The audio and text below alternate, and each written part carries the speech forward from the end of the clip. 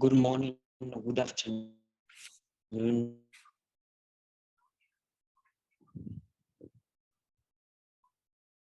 For having started the meeting, a little bit late.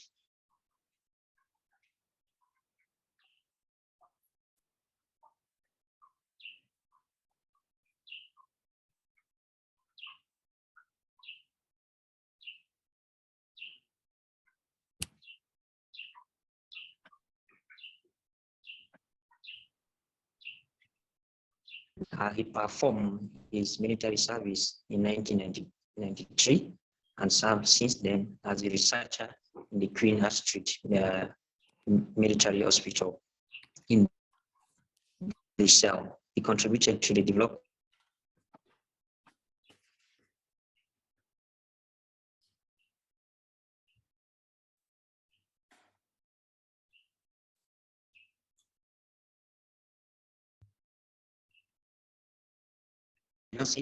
for the study of molecular epidemiology of Pseudomonas aeruginosa. Is currently researching. Is currently research coordinator of the same at the same institution and head of the laboratory for molecular and cellular technology, which harbor the human cells tissue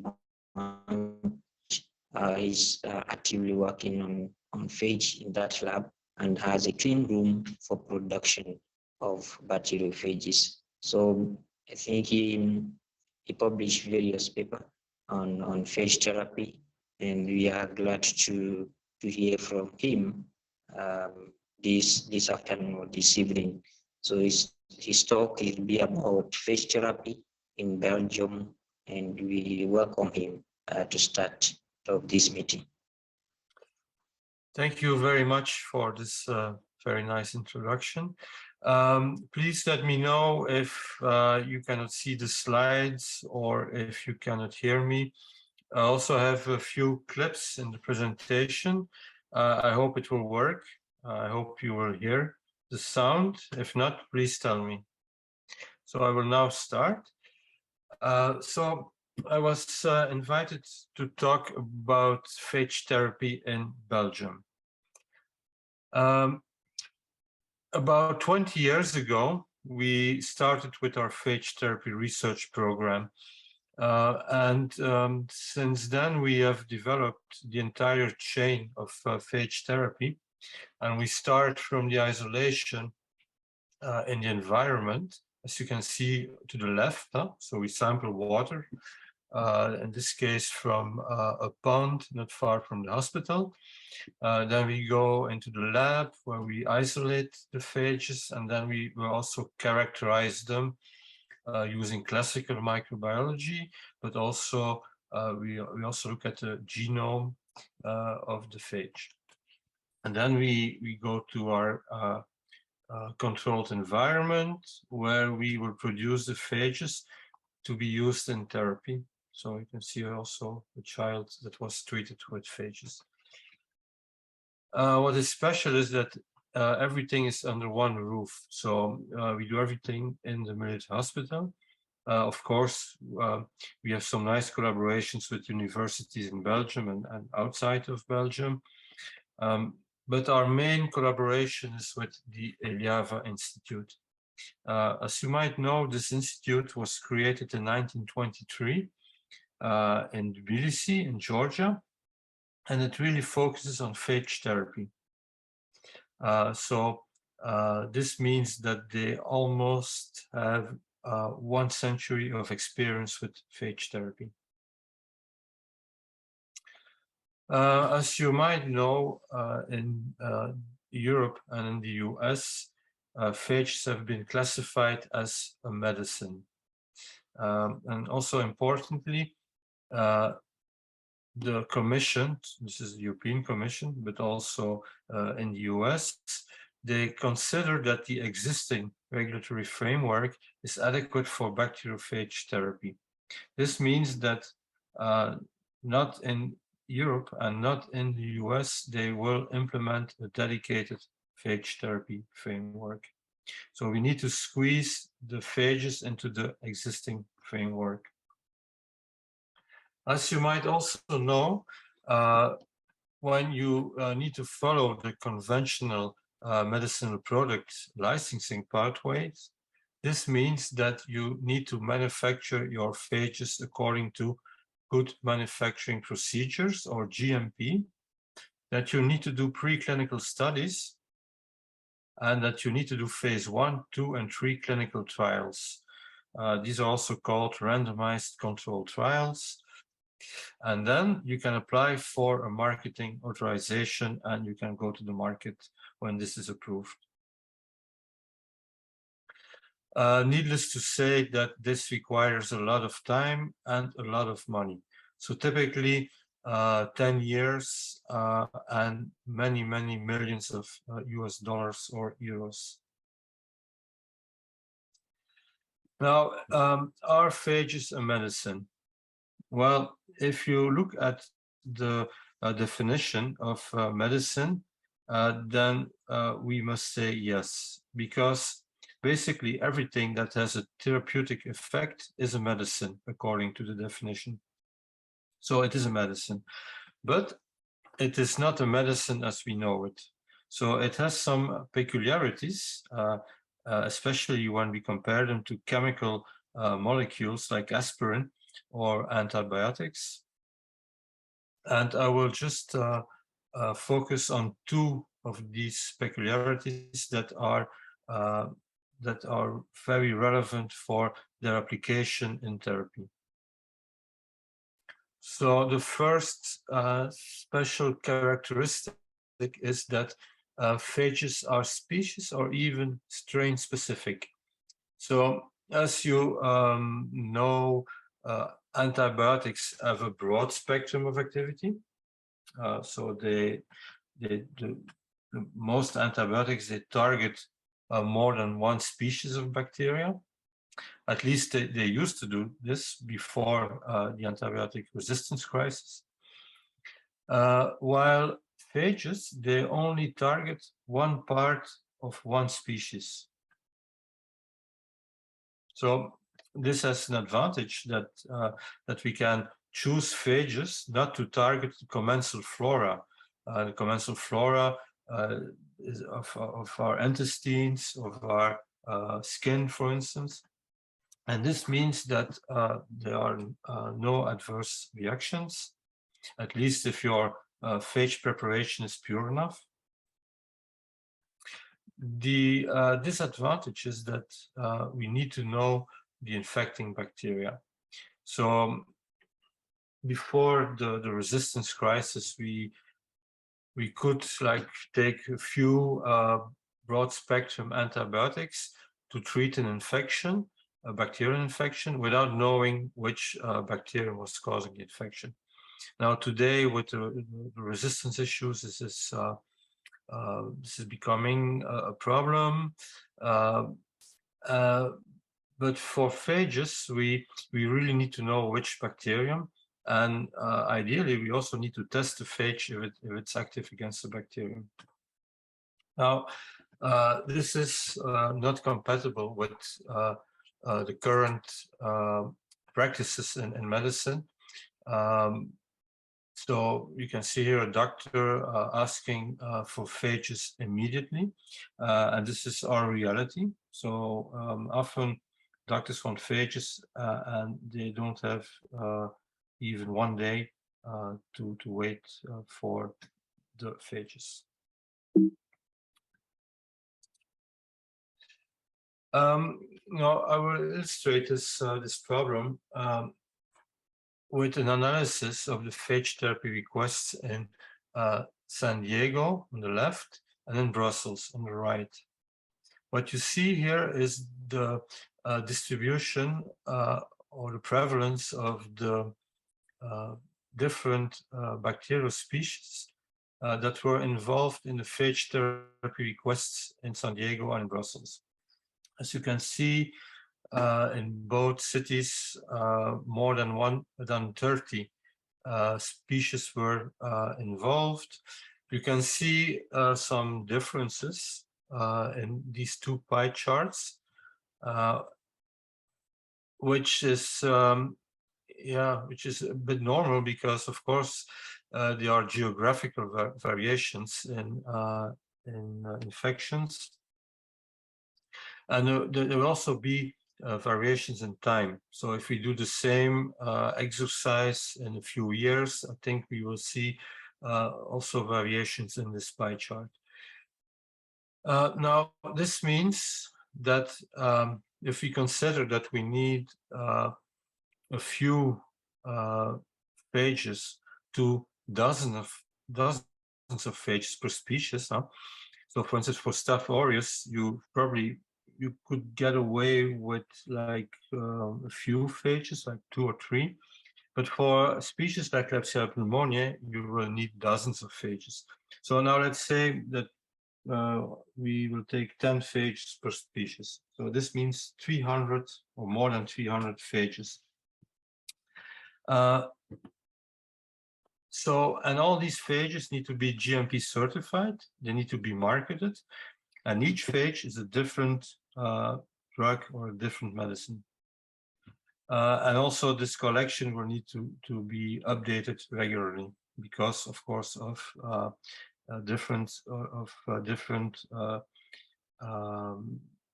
species that will be involved over time, and also differences in geographic distribution of these bacteria. Another illustration is a phagoburn study. I don't know if you heard about that study, but it's considered to be the first randomized controlled trial of phage therapy. And it was about a phage cocktail that was developed to target Pseudomonas aeruginosa infections in burn wounds. This cocktail contained 13 lytic phages. And the company which developed this cocktail was quite confident that it would target pretty much all Pseudomonas aeruginosa infections. Now, in practice, what we saw was that 3 out of 10 patients already harbored phage-resistant strains before the application of the phage cocktail. So this is a cocktail of 13 phages, and 3 out of 10 patients are missed by the cocktail. Peculiarity 2 is that phage and bacteria co-evolve. So phage and bacteria are a parasite-host couple. And as you might know, a parasite does not want to eradicate its host because then it's also eradicated. So that's why very quick bacteriophage resistance will emerge. So the bacteria will survive. But then, of course, phages can also evolve to, again, infect these phage-resistant bacteria. And we get some kind of an arms race between the phage and the bacterium, in which both are surviving, but at a low level. So you could say that phages control bacteria.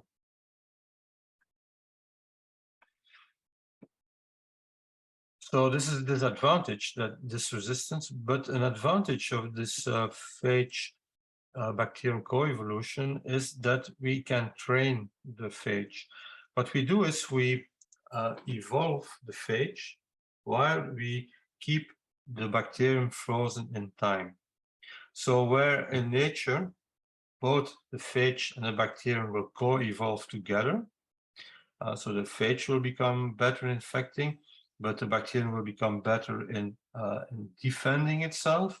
And in this case, we will only evolve the phage while the bacterium does not evolve. And this makes the phage become better at infecting the bacterium.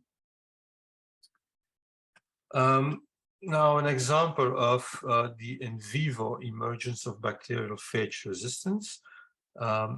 So we of course, we know that in the lab we can create bacteria that are resistant to phage, but we also see that this occurs in patients. So we have many examples of this, but I will just use this one to illustrate this. So this is a 1-year-old patient with XDR Pseudomonas aeruginosa septicemia, post-liver transplantation.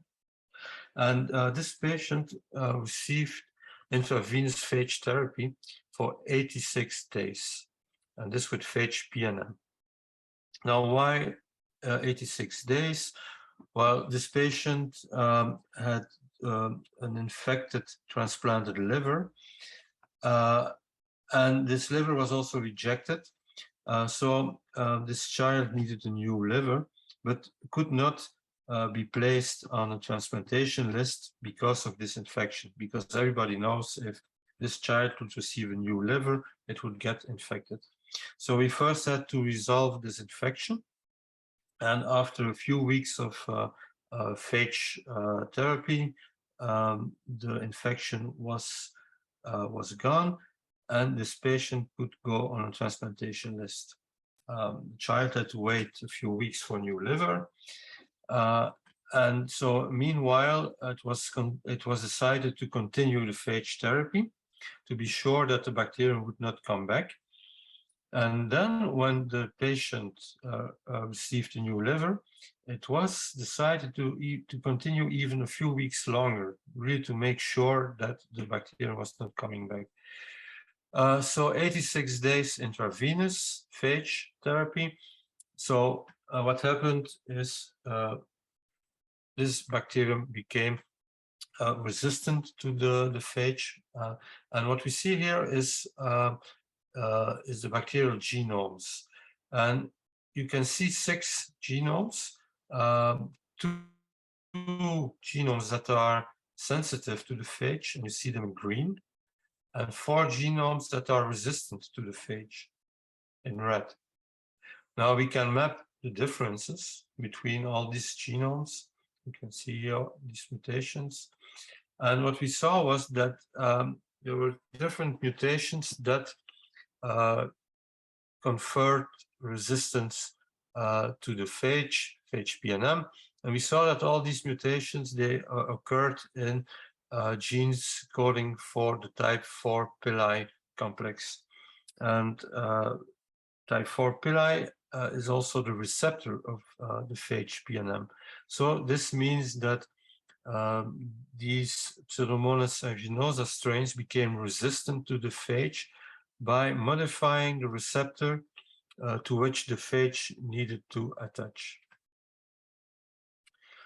Now, what we often see is that when a bacterium becomes resistant to a phage, this has a cost, and often this bacterium will then become less virulent. But in this case, we saw that the bacterium that had become resistant to the phage was not less virulent. And we checked this with several models, and the most known model is the Galeria melonella larvae model. These are larvae of the wax moth. And you can see here these larvae. Now, when they are alive, they are white yellowish, and they move a lot. When they are dead, they are black and they don't move. So it's a very easy model. Also, it's very cheap because these larvae, they basically cost nothing. You can also use them for fishing, for instance. So what we saw was that when we injected these larvae with the Pseudomonas aeruginosa strain from the patient, and when we used an isolate that was sensitive to the phage, or we used an isolate that was resistant to the phage, we saw no difference. So the larvae, they died as fast. So there was no reduced virulence. Still, this was quite a successful phage therapy. Now, you will wonder, so you show that there was resistance to the phage, and you also show that there was no reduced virulence of these resistant strains. So why was this this is success. Now, we think that this is because of phage antibiotic synergy. Now, what you see here in this graph is in red, it's the growth curve of a Pseudomonas aeruginosa strain of the patient. So this exponential growth until a plateau is reached. What you see in yellow is the growth curve of the same strain, but when we add a realistic amount of antibiotics. So what we add is the amount that we also have in the patient. So you see there's a slight inhibition here, and then you get growth. So there is resistance to the antibiotic, and the antibiotic was aztreonam. Now, this is an antibiotic that the child received together with a phage.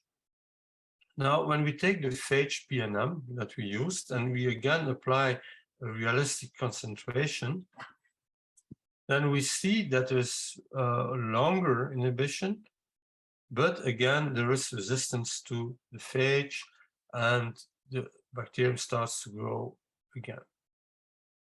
But what is really interesting is that when we use antibiotic and the phage together in the same concentrations, and then we see inhibition of the growth for 72 hours. So the test stops at 72 hours because then the medium is devoid of sufficient nutrients to allow for the growth of the bacterium. Now, this patient received 3 antibiotics together with the phage, and in all 3 of them, we saw the same scenario. We saw huge synergy when phage and antibiotics were used together.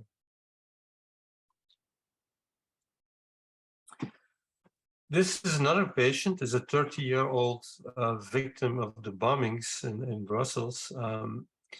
And this is a Klebsiella pneumonia infection.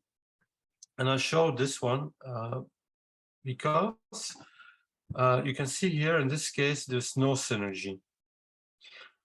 So in this case, the phage, this was phage M1, was used in combination with colistin. And I will quickly go back. You can see in the case of the former patient, there was synergy with colistin. But in this case, there is no synergy. So this means that we cannot generalize this phage antibiotic synergy. We know now that this synergy will depend on the phage, the antibiotic, but also on the strain, on the bacterium.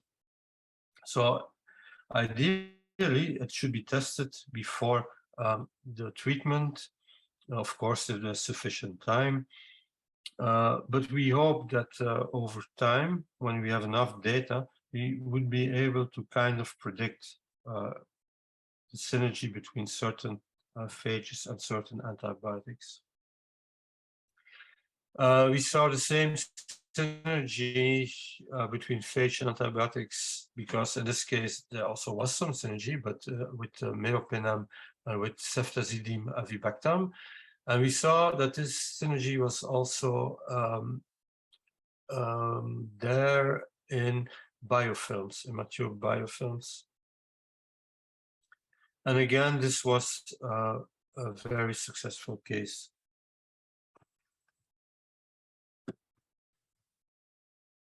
Now, I also use this case to illustrate another phenomenon, and that's phage training.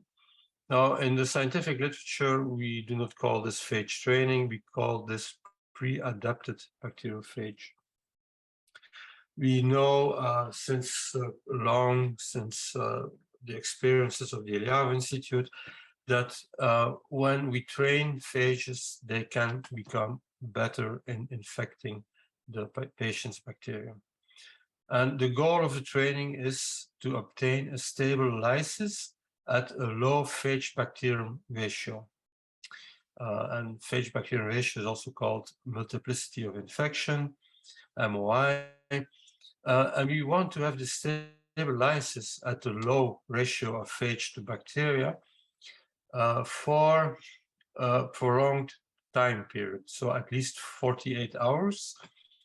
And with stabilizers, we mean that the suspension of the bacterium remains clear, we have lysis, without emergence of resistant strains, so without regrowth of bacteria. Now, what we are also doing now systematically is when we train a phage, is we look at the genome before the training and we look at the genome after the training, and then we compare them because we want to know what is this training. And in this case, we saw that the training had caused a mutation in the loop region of the hinge connector of the tail fiber protein. Now, the tail fiber is the part of the phage that connects to the receptor of the bacterium.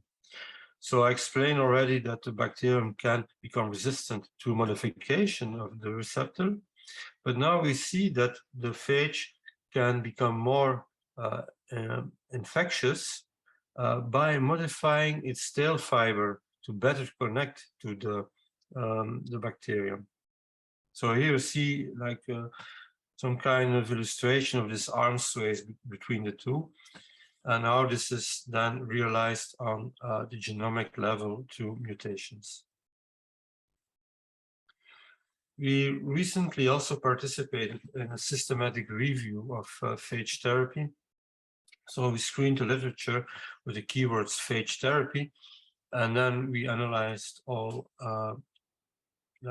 scientific papers, and we concluded that generally considered phage therapy is safe.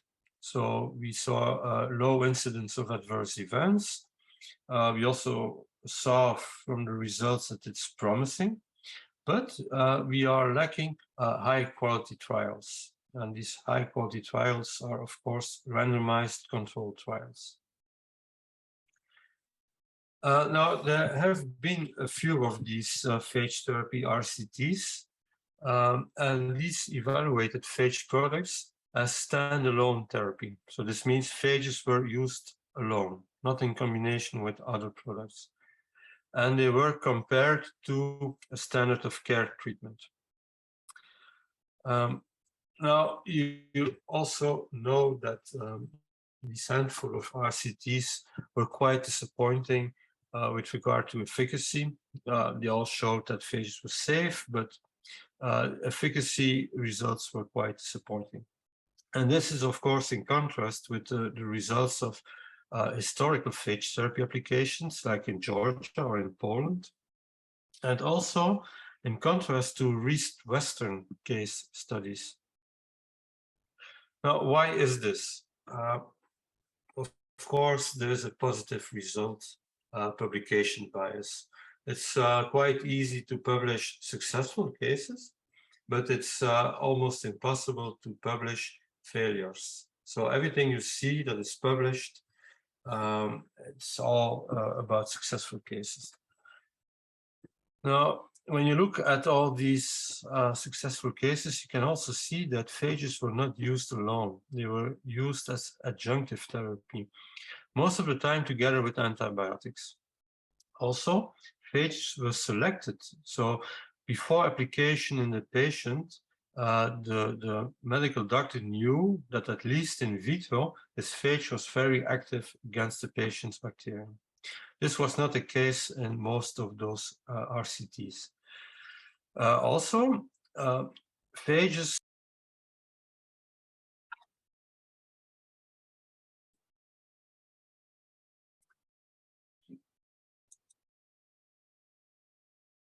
now, that's why that I say that what has been tested until today was not phage therapy. It were defined phage products. We feel that efficient phage therapy, it's not about a product, it's a concept. It's choosing the right phage or the right pressure. A lot of pressure on the medical doctors to use phages in desperate cases. So these medical doctors are contacted by the family of patients, for instance, who see all these cases on the news or in the internet. And as I showed, there are no phages on the market, so they want to use them, but there are no phages. And of course, you know that several phage therapy labs, probably some of you have access to phages. You have them in the lab, but how to use them?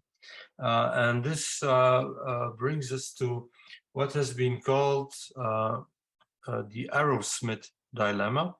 And it was Scott Stiglitz of the FDA who coined this term, Arrowsmith dilemma, because the dilemma that we are confronted with today is really exactly the same as the one to which Martin Arrowsmith, which is a fictional character, was confronted.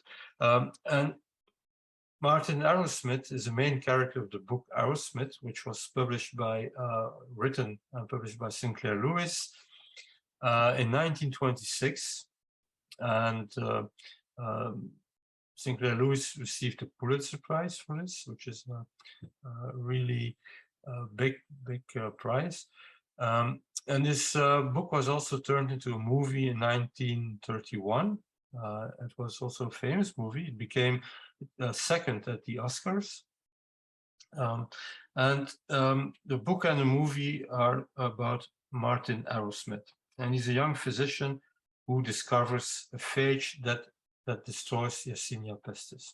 At first, he thinks that he's the first one to discover phages, but he finds out that a bit sooner, Felix Duell had discovered phages. But still, of course, he decided to continue his research. And he wanted to use this phage to treat patients. Now, this is very realistic, this story, because it's based on the experiences of the famous bacteriologist Paul de Gruyff. Now, you wonder, what is this Arrowsmith dilemma? So as I explained, Martin Arrowsmith wants to use the phage to treat patients. But his lab head, the head of the department, says, no, Martin, you cannot use your phage in patients because, you know, there's no proof that it works. You first need to do your randomized controlled trials. You should pursue scientific precision through controlled clinical experimentation. Now, I will illustrate this with two fragments of the movie, and I hope you will be able to see and hear them. What is the experiment? It is agreed that it will be of value to know what this stuff of yours is good for. Why, yes, of course. Well, if you could give injections to, say, only half your patients, and sternly deprive the other half of them, then you would know. I certainly would, yes. That is the experiment, Martin.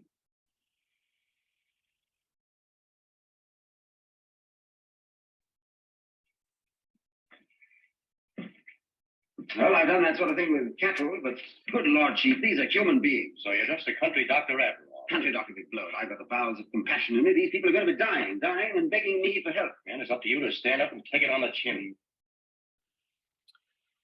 So I don't know if you heard this. Yeah, yes, we did. Ah, okay, great. So he wants to use his phage to save patients, because of course from his experiments he knows that this phage is killing Yersinia pestis. But his head of department, the person sitting at the desk, says, no, Martin, you need to do a randomized controlled trial. You need to give half of the patients a placebo, and of course most of them will die, but you need to take it on the chin, he says, you know. So at first he does not want to do that, but they convince him. And so he goes to an island in the Caribbean.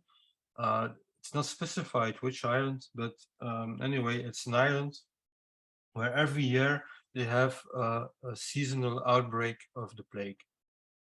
And so he divides the population of the island randomly in two groups. One will receive water, the other one will receive the phage. And his wife travels with him because she helps him in the lab. Now the plague comes, and his wife gets infected with bacterium, with the Yersinia bacterium, through an accident in the lab, and she did not receive the phages. And what happens is that his wife dies. I loved you, Lee. You knew that, didn't you? Didn't you know I couldn't love anyone else? Didn't you know that?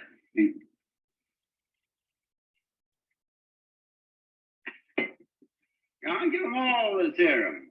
Shoot them full of it. Come on, open the doors. Let them all in. Open the doors.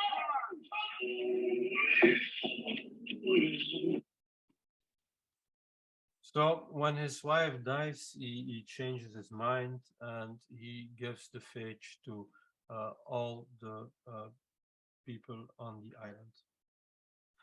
And this is just to illustrate that, of course, when you're a doctor in a hospital and you are confronted with patients dying, and you know that you have something in your hands that will likely help them, even though you don't have performed randomized controlled trials, but the patients are dying anyway,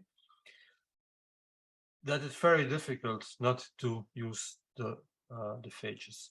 It's easy when you are sitting at your desk in your office, but it's much more difficult when you are confronted with dying patients and their family. So that's why that in the military hospital we decided that we needed to do both. So we need, of course, to do these trials, but meanwhile we can also use the phage to already save some patients. Now, to be able to do that, we needed to have a framework that would allow us to use phages without spending millions of euros and dozens of years. So let's say 10 years per phage and also millions of euros per phage. So we wanted to have a pragmatic framework that would allow us to use phages today and not to wait for phages to come to the market. I don't know when, but I don't think it will be before a few years if they will come to the market. So that's why we developed, together with the authorities, we developed a framework. So what we do in Belgium is we work with a phage bank. And in this phage bank, we have characterized phages. And these are stored in a banking system. So we have a master phage and we have a working phage bank. Now, to put a phage into this phage bank, it needs to be characterized on a genomic level. So it will be sequenced, and the sequence will be analyzed by experts, and this is done by a special lab that has a license to do so. And when this phage is considered to be safe, so there will be no toxin genes, it will be strictly lytic, there will be no antibiotic resistance genes, then this phage can go into the bank. Now, the phages that are in this bank, they can be then propagated in a controlled environment. And then when we propagate this phage, we make a batch, phage batch, and then it's called an active pharmaceutical ingredient or an API. Now, this to produce this API, we have to follow a monograph, and a monograph is a bit like a recipe that will tell you how you can produce a phage, but also how you need to test it. Then we will take some samples and we will send them again to a Belgian approved laboratory that will check some parameters. And in practice, this will be the bioburden, it will be the pH, it will be the identity of the phage. Is it the correct phage that you propagated? The titer of the phage, and the endotoxin level. And then once we have this, and all the parameters are okay, and we have the certificates, then this phage can go to the hospital pharmacy. And there the pharmacist can incorporate one or more of these phages into what is called a magistral preparation. And this is a preparation that will be made upon a prescription that will be made by a medical doctor. So a medical doctor will typically say, for patient X, I want phage ABC in an hydrogel and at concentration of 10 to the 7 PFU per ml. And the pharmacist will make this. And then this can go to the patient.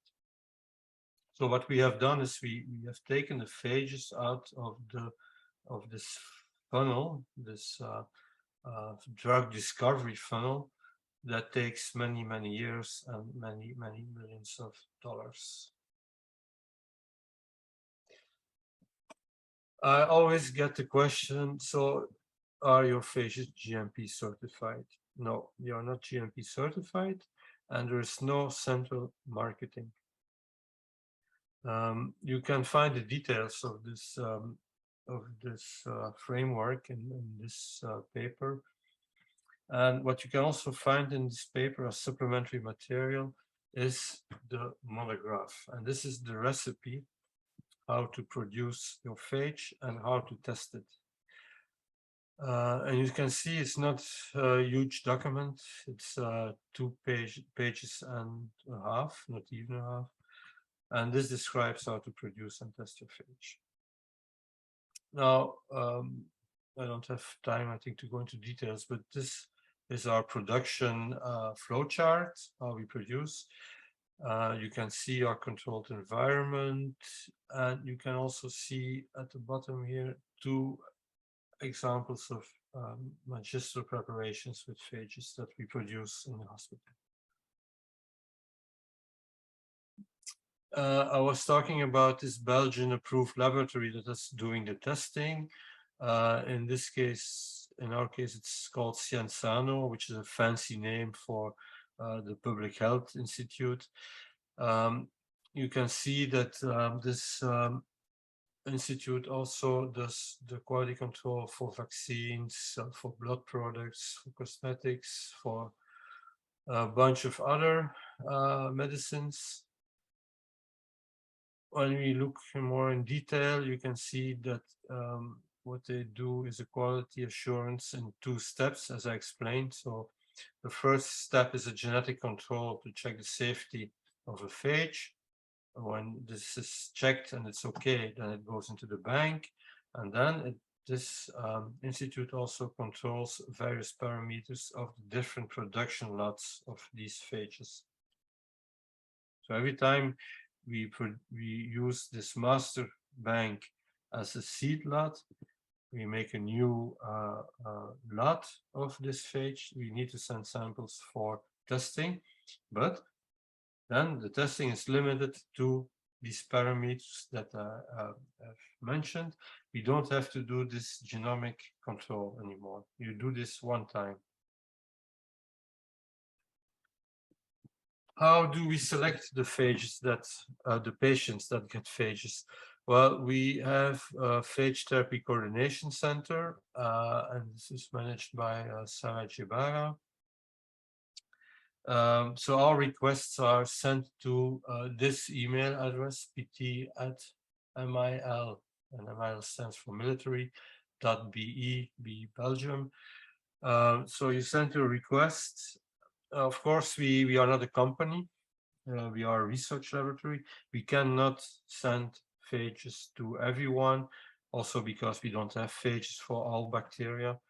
But you can imagine that it takes so much work, and you are not a company, that if you have like a very, very small wound that's infected, this is not really a priority. But of course, if it's like a child that is infected with an XDR bacterium, like the liver transplantation child, then of course that's a priority. But it's basically Sarah who decides what our priorities are. And this is an entire process, the selection of these cases, and you can see here a phagogram is also important, because we, even when Sarah says, look, this is a really urgent case, and if we don't have a good phage, then of course we cannot do phage therapy. I think meanwhile we have performed phage therapy, or we have facilitated phage therapy in about 120 patients. And this is not including those in trials, because we have been involved in trials and we are still involved in a few trials. So I'm not counting these patients. So outside of trials, about 120. And a while ago, I decided to have a closer look at the first 100. Because it was, I think, a nice number. And what is important here is this consecutive. So while in some case series, they really focus on like successful cases. Here, we decided to look at all the cases, all the 100 consecutive cases, also failures. Now, these 100 patients, they were treated in 12 countries, 29 cities, and 35 hospitals. And you can see distribution on this map. We targeted 15 bacterial species. The infection types were lower respiratory tract infections, 33, bone infections, 23, skin and soft tissue infections, 22, ear, nose, throat infections, 11, abdominal infections, 5, bloodstream infections, 1, and then a few others.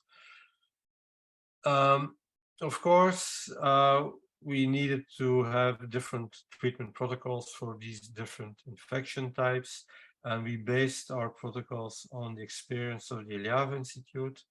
We don't go into detail, but you see it's all different protocols. And in 23 patients, together with the protocols you see on the right, we decided to simultaneously apply phages intravenously.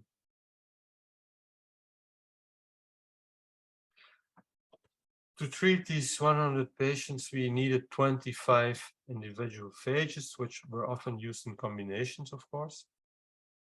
And before we had this system, this Belgian Magister framework, we already treated a few patients using defined cocktails.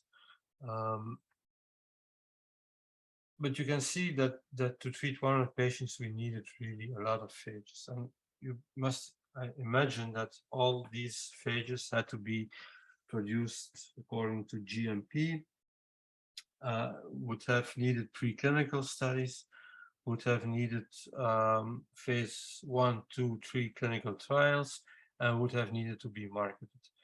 I think like probably in 20 years, we would have treated those patients. You also wonder about safety and efficacy.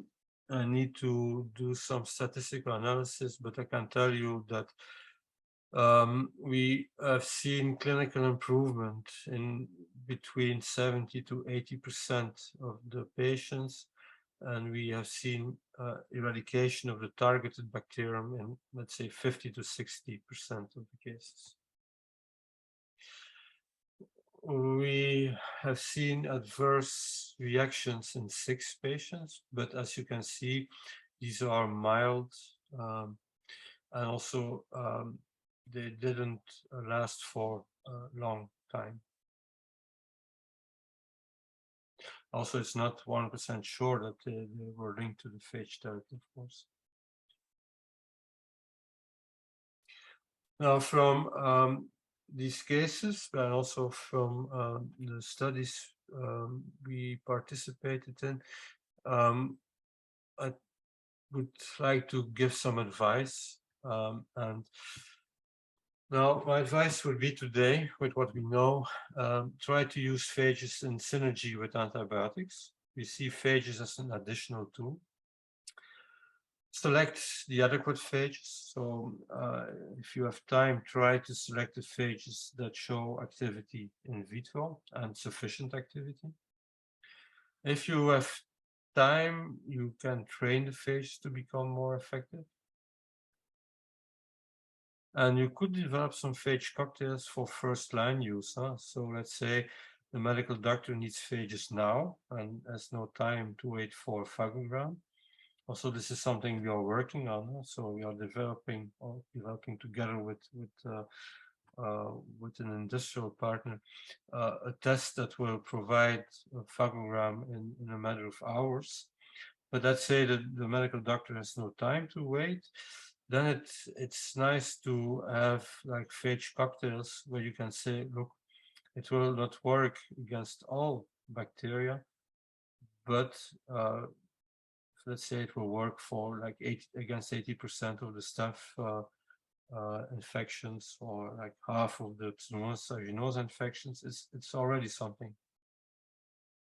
And anyway, use them in combination with the treatment that you would always apply without phages. I was telling that we want to do both, so to already treat patients, but also to do the studies. This is a study I can talk about because the protocol has been published. This study is ongoing. It's already recruiting patients. And this is a study where we will not test phages as standalone therapy. The patients in this study will either get standard of care or will get standard of care with phages. So how does it work? It's performed in the largest hospital in Belgium. The physicians will send us a strain from the patient for which they have decided that phage therapy would be a good additional tool. We will test if we have phages. If we don't have phages, this patient will get the standard of care, as he would always have received. If we have phages, this patient will get standard of care and phages. And then over time, we will compare both groups, and we hope to see more success in the antibiotic or standard of care plus phage group. No, it's not all positive, because there's also a downside to this personalized phage therapy approach. So what you see here is for these 100 patients is the movement of phages and of strains from the patients, sometimes also of patients, because in some countries they were not allowed to use our phages. So you can see the logistics of shipping phage bacteria and patients, and you need to have all the approvals of the customs department, of the insurances. You have to talk to shippers, because when people hear it's a virus, then of course there's a perception of danger. So the logistics are really a nightmare. And that's why that our recent research focuses on developing systems to produce phages on site. So in the hospital that is requiring phage therapy. It would be like a machine that will produce phages without bacteria. using a cell-free production system. So you would synthesize the genome, and this genome will then be transcribed and translated using enzymes in a test tube. Now, this is not for tomorrow. That's why the paper in which we describe this principle is called Phage Therapy in the year 2035. I have no time to go really into detail, but if you want to know more about that, you can read the paper. It's research in collaboration with University of Leuven, of Ghent, Technical University of Munich, and the Vrije Institute in BC. Also would like to mention the non-traditional antibacterial therapy study group. It's a study group from ESCMID, and ESCMID is the European Society for Clinical Microbiology and Infectious Diseases. Now it says for non-traditional antibacterial therapy, but today most of the members are researchers in the phage therapy field. So I would really encourage you to become a member of this study group. I would like to thank my phage colleagues. And I would also like to thank you for the attention. Yahoo!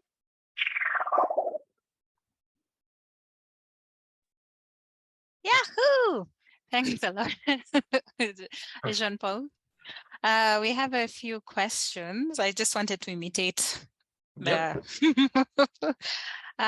so there were a few questions.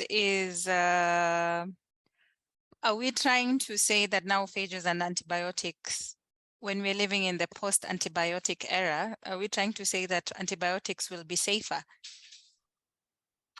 No, I think that is just my point. So phages are not antibiotics, but the regulator is not really seeing this. The regulator wants us to develop them, to test them and to market them as if they were antibiotics. They don't take into account that it's an evolving virus and that it will need to change over time a lot. It's not like an antibiotic. You produce it and then you use it until you get resistance, but okay, you will use it for several years. It will be on the market. It will be used in a lot of patients. A phage it's more difficult. It's more personalized, and you need to adapt your phage. So yes, and I think, it's not a new antibiotic, no. And so I think the question was, I would like to understand better the reason why phages and antibiotics are used or were used together, like in the study where you had shown. And are we saying that it is better to use both? Yeah, I think it's better to use both, but you need to know what you do. So a good combination of a phage and antibiotic will create synergy. So a synergy is more than the additive effect. Let's say the effect of a phage is 10, the effect of antibiotic is 10. Synergy is not that the effect is 20. Synergy is the effect is 100 or 1000. But you need to test this because, as I've shown, it's not generic. You cannot generalize this. And so ideally, until we get enough data to predict this, you will need to test it. Now, why is it sometimes synergistic? So I will try to use like military terms here. So you have a bacterium, and this bacterium has a certain amount of energy, let's say a certain amount of soldiers, and it needs to fight at two fronts. It needs to fight the antibiotics, and it needs to fight the phage. It has not enough energy to do both. So that's why sometimes we see that when we have a resistant antibiotic resistant bacterium and we add phages, this bacterium will become more susceptible to antibiotics again. So we sometimes say, a colleague of mine from the US says, phages are making antibiotics great again. So I think that's what happens. But sometimes, let's say, both the phage and the antibiotic have the same receptor to get into the bacterium. That can happen. But then becoming resistant to one of two will create resistance to both. In this case, there's no synergy anymore. And sometimes you can have what we call antagonism, and this is really not good. So you need to, if you have time, you need to test combinations of phage and antibiotics.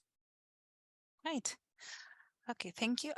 So from Isaac, he says, hi, doctor, great presentation on phage therapy. If I might get this well, you hinted on something that this is not a product yet, meaning it's still a study in progress. On a scale of 10, how far do you think this journey will actually take to develop a product that Well, can be actually used for the cause it was intended to be effective on? Well, I will say in the Belgian framework, it's now, we are using it. Outside of studies, so we are involved in studies, but outside of studies, we have treated 100 patients in what we could consider standard of care. So it's not a study. We don't need to ask approval to the regulator to do this. We do not need ethical committee approval. So in the Belgian system, we're already doing it. Now, if you look at companies that want to develop defined cocktails using the classical pathway, that will take like 10 years and many millions of dollars. Well, they are talking already for 20 years about this, and I haven't seen one that has come to the market. And I don't see any products that will come to the market very soon. So I have no idea when, but it's not now. Yeah. So this might be a capacity building question. So Isaac, you're still saying an MSc MSc biochemistry scholar in Uganda. Could there be a way that one who is picked on an interest to join you on the progress of phage therapy and definitely contribute towards achieving the study objectives? Like if you were supposed to join a group like yours, what would be the best? This is like more of capacity building and looking for students maybe from the low and middle income countries. Well, yeah, so the thing is we also decided not to do some workshops. We in December we will have a workshop for Belgian participants, and next year we will have one that will be also for international participants. And this is through this ESCMID study group that will organize this. But I think, so we are a military hospital, we are not a university. It's not that easy to have people working in our lab, but it's possible. But I think what is needed is that there needs to be some funding for travel and also some funding, I guess, for I will not say a hotel because we can use the military academy for this, but for reagents and this is not a problem for that we can pay for, but for travel that will be more difficult. But we are open to all collaborations and also to have students. But of course, you have to understand a military hospital is not that easy to do this. And so there was a question, I think, which you had answered with your with the dendrogram that you shared about what would be the best phage to have. But someone has Sashikanta has asked, can you elaborate what kind of characteristics a phage should have so that you could choose the best one from a group of phages? So first of all, the regulator wants us to use only strictly lytic phages. So you look at this genome sequence, and you look for insertion elements, etc. You look for everything that can cause lysogeny. You don't want to have this. So first, strictly lytic phage. 2, there cannot be toxin genes there, because then you could transmit toxin genes using your phage. You don't want antibiotic resistance genes, of course. But then you need to also go for a phage that causes stable lysis against your patient's bacteria. And stable lysis explained, but I will summarize again. Stable lysis is when you do the test in a suspension, that your bacterial suspension is cleared by the phage and stays clear for 48 hours without regrowth. And of course, not when you use 1000 phages for one bacterium. Right? When you use like one phage for one bacterium at a low MY, then you have a very good phage for therapy. If you have 24 hours of stable lysis, I don't say it's a bad one. You could still use it, but what we try to do is 48 hours. And if you don't have that, and if you have time, you will try to train the phage to become better. All right. So another question is, following the magistral Belgian model, when you send your phages to the hospital pharmacy when they're needed, do you need to go back to the lab for propagation? If not so, what is the shelf life of your phages to ensure a high titer? No, so when we keep them, so these phage APIs, active pharmaceutical ingredients that go to the pharmacies, they are kept at titer of 10 to the 9th PFU per ml. And we know that the most fragile phage is at this titer is stable for about 1 year. So this is, we always say, like, the stability is 1 year of this high concentration of relatively high concentration of 10 to the 9 PFU per ml. Of course, then it goes to the pharmacy, and the magistral preparation, it can be diluted, let's say to 10 to the 7 PFU per ml. But this will depend on the medical doctor. Right. So I'll run through Iqbal at the last because he has his hand up. So I guess you've answered this question, but Amrita was asking, just wanted to know how fast the phages would be cleared from the system following the phage treatment. Well, there have been some studies about that. So we don't have much data because, of course, in our cases, we continuously give phages, because we don't want phages. We always want to have phages in the patient, so it's continuously that we'll give phages.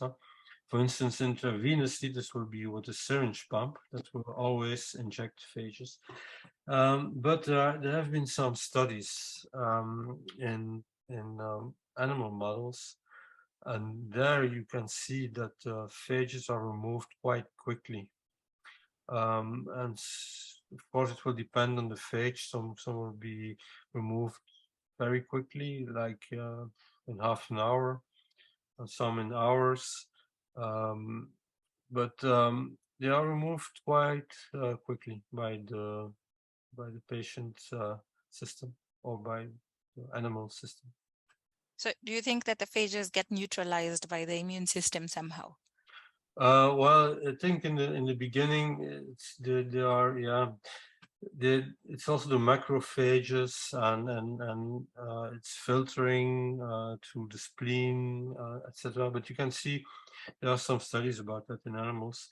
And we know that at a certain point there will be antibodies, but this is like antibodies will appear like from let's say 7 days on, and only when you apply them, let's say in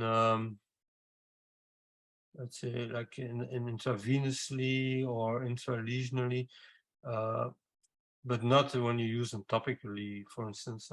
It depends on the application mode, if it's invasive or not. It will depend also on the phage. Some phages, even intravenously, we don't see any immune reaction for months, or we never see immune reaction. And some phages we see it after 7 days when you use them intravenously. But it's not like that you will see it immediately. Antibodies, it takes time to make this antibiotic response. Yeah. Iqbal, I see you have your hand up. Would you like to just ask your question?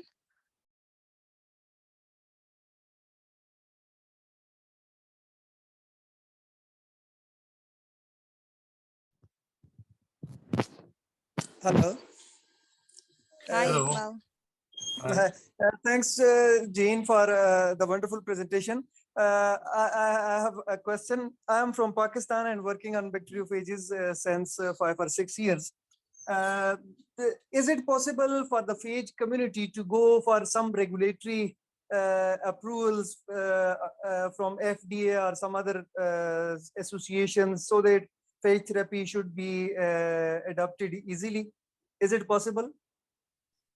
Well, so today FDA and EMA, they make no exception for phages. You need to follow the classical pathway, which is very difficult. There are some companies that are trying to do this, but until now they have not succeeded. Some have been to the level of doing clinical trials, but these were disappointing.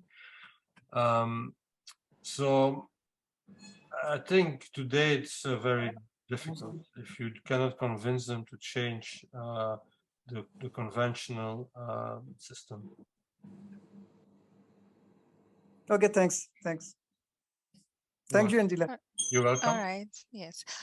So the last question is, what do you think are the GMP standards for livestock versus human? I don't like GMP for humans. I don't like GMP for livestock. I don't think it's necessary. So do you think that phage therapy in livestock should follow the way we should? Because that means we'd have more livestock products for livestock because I think for they don't need to go through the same pipeline. Well, I think for livestock the problem is even bigger. When you look at the prices for GMP production, and you know what like a treatment in livestock can cost. Let's say you will treat chickens or I don't know, cows, and it can. And humans, you could say, look, this is a desperate case, and we can spend some money. But when you are treating infections in chickens, I don't think you can spend a lot of money, and I don't think you can afford GMP productions. Okay. Yeah, so I think that was the last question. Thank you so much, Jean-Paul. You're welcome. It was good to see you again after the VOM 2022. And he's left his details on the last slide. So if anyone would like to clarify any other issues, yeah. I'm sure he'd be willing to answer to any emails. Oh, you can also see Phage Club. Yes? Then. You see Phage Club? Yes. So I don't know if you know this app, which is called Clubhouse. Yes, I do have it. We have there a Phage Club. And like on Fridays, not every week, sometimes it's every week, but sometimes it can be every 2 or 3 weeks. We invite on Friday night some experts to discuss with us some phage, interesting phage research. And the audience, everyone can ask questions. It's very informal. It's about an hour. And you can see it like a live podcast, you know. Mm-hmm. Thank you. So, because as we are running out of time, I would like to thank you all for attending. And Jean-Paul, thank you so much. Vielen Dank, merci. You're welcome. And And the next webinar will be communicated soon for the next month. And we hope that you had an enjoyable and more constructive feedback. And also we hope that now you've been able to get up to phage therapy and understand more and where we are right now as low and middle income countries and the world in phage therapy. Yeah. Just Yep. the main message is for me is that we have performed phage therapy in more than 100 patients without GMP and without marketing, and we can show some efficacy, and for sure we can show it's safe. So, well, Yep. I think it can be very affordable, and you do not need to have big investments for it. As you think of it, Felix Zewel, he treated patients in 1919 with the microbiology lab of 1919. There were no clean rooms, there was no GMP, and still he did it. So yeah, I think that's my main message. Yes, and also we shouldn't give up. Yeah. Phage soldiers. Yes. All right, thank you all for joining and have a good evening. Yeah, you too. Bye-bye. Bye. Bye-bye.